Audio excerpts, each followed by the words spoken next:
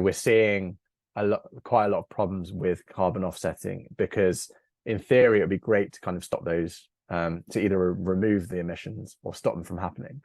But because they're so far away from the control of the company that's purchasing them, they don't have that much insight as to actually whether those emissions are actually being removed, for example. So we're seeing things like rainforest kind of offsets that aren't particularly credible, because they're either not providing additionality. So what that means is we're not actually getting extra carbon removed, we're just getting carbon that's removed anyway. So you could have 5 people buying the same offset credit, and for the same amount of carbon that's being removed.